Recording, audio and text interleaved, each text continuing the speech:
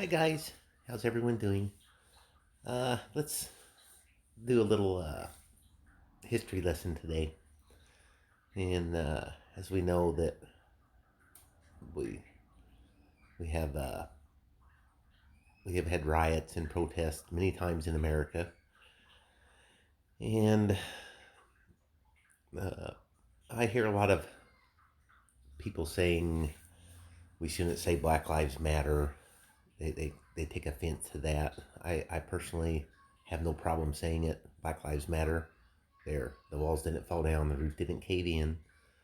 I didn't say no other lives matter. All I said was Black Lives Matter. Uh, and I don't feel like it's up to me to tell black people how to protest or how to grieve or any of that. So, and one of the arguments I hear a lot is people say, it's white people saying this, that, oh, if it wasn't for white people, the blacks would still be slaves. But if it wasn't for white people, the blacks would not be slaves. And I know we can go back and say the other same argument will say, "Oh, it was the black people in Africa that sold them into slavery, but it was the white people that bought them." Uh, but anyway, that I wasn't even planning on going there. It just kind of came out in my conversation in my head, right?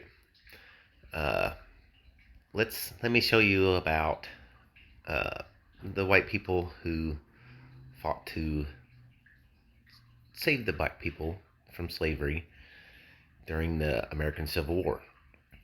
Let's see, a week before this, there was a riot in Boston, and what it was about was it was mostly Irish immigrants, and they were being drafted.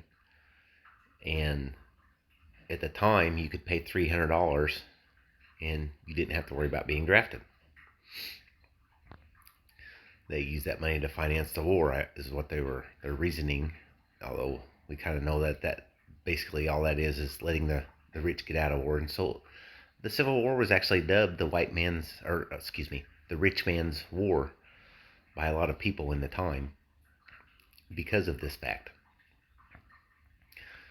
And uh, back in that time, there definitely wasn't equal pay and equal rights. And if the man was sent to war, the family had some very rough times ahead. The wife and children.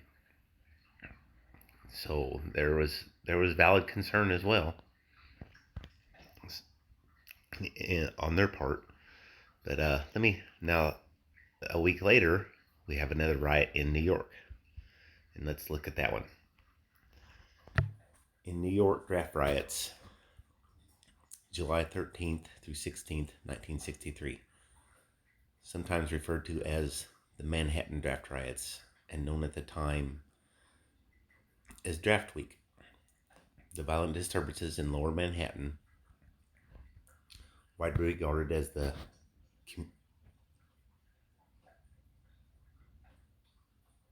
culmination of white working class disconnect with new laws passed by Congress that year to draft men to fight in the ongoing American Civil War.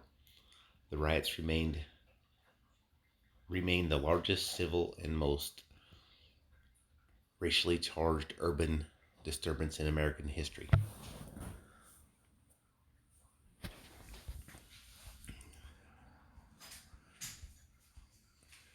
U.S. President Abraham Lincoln diverted several regiments of militia to the volunteer troops after the Battle of Gettysburg to control the city.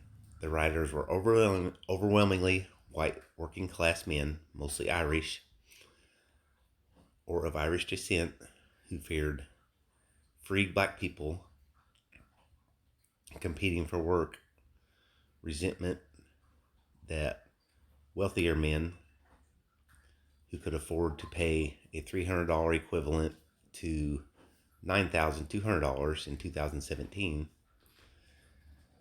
communication fee to hire a substitute where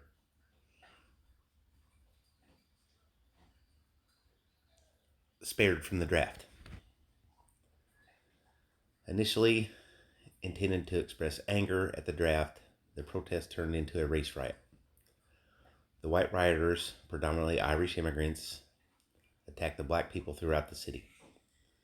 The official death toll was listed at either 119 or 120 individuals. Because conditions in the city were such that Major General John E. Wool, commander of the Department of the East, said on July 16th that martial law ought to be proclaimed, but I have not sufficient force to enforce it.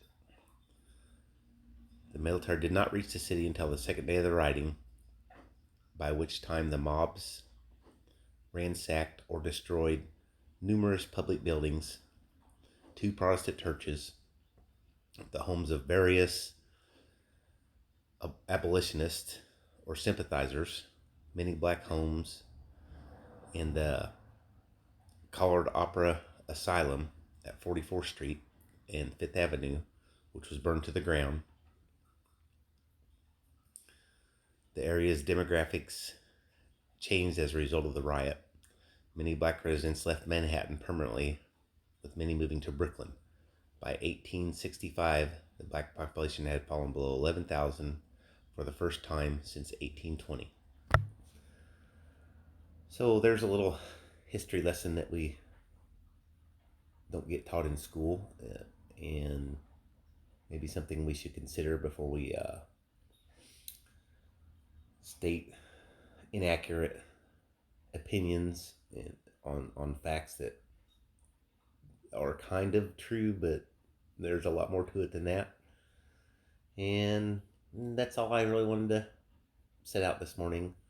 Lots of love, everyone. Please like and subscribe if you haven't already. Bye.